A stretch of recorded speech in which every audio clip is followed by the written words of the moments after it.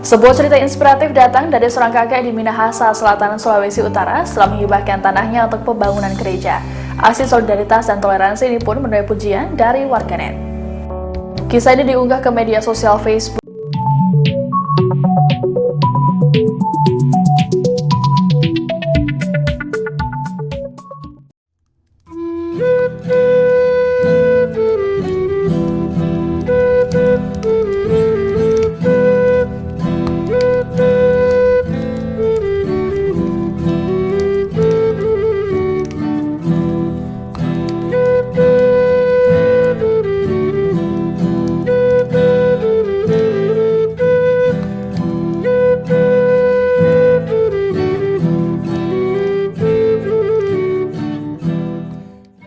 Allah yang Maha Kudus bukan saja memulihkan kehidupan religius sosial umatnya, melainkan juga mendatangkan penyembuhan bagi tanah perjanjian tempat kediaman mereka.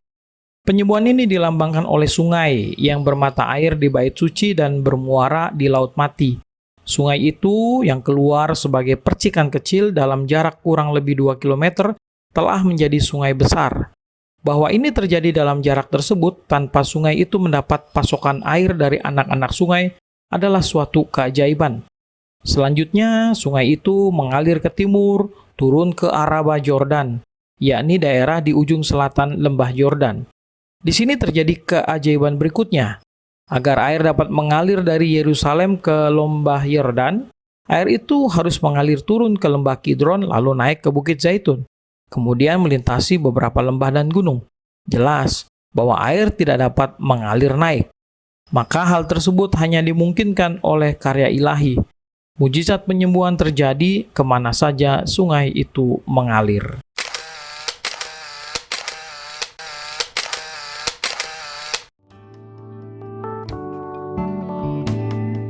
Sebuah cerita inspiratif datang dari seorang kakek di Minahasa, Selatan, Sulawesi Utara setelah menghibahkan tanahnya untuk pembangunan gereja. Aksi solidaritas dan toleransi ini pun menuai pujian dari warganet. Kisah ini diunggah ke media sosial Facebook oleh Pendeta Gereja Masehi Injili di Minahasa atau GMI MF Rata Raprap, Weli Pudihang pada Kamis 2 Desember. Kakek tersebut bernama Robo Lahma yang biasa dipanggil Pak Ade Robo. Dikutip dari Kompas.com, Pak Ade Robo berasal dari Desa Arakan, Kecamatan Tatapaan, Minahasa Selatan. Ia dengan sukarela menyerahkan tanahnya pada pihak gereja. Dalam keterangan di Facebooknya, Weli menyatakan bahwa prinsip hidup Pak Ade Robo sungguh luar biasa di tengah kehidupan bermasyarakat kini. Weli mengatakan bahwa Pak Ade Robo telah mengajarkan menjadi manusia sesungguhnya. Penyerahan tanah itu dilakukan di hadapan Wakil Bupati Minahasa Selatan, Petra Rembang, saat WMIM wilayah Semenanjung Tatapaan merayakan perayaan penyambut Natal 2021. Kegiatan ini juga turut disaksikan oleh pendeta dan jemaat di gereja tersebut. Petra Rembang yang juga pendeta di gereja tersebut berujar bahwa sikap kakek Robo Lahma terpuji. Ia menambahkan kebaikan tidak memandang agama yang dianut. Hal ini juga bisa dijadikan sebagai teladan oleh masyarakat.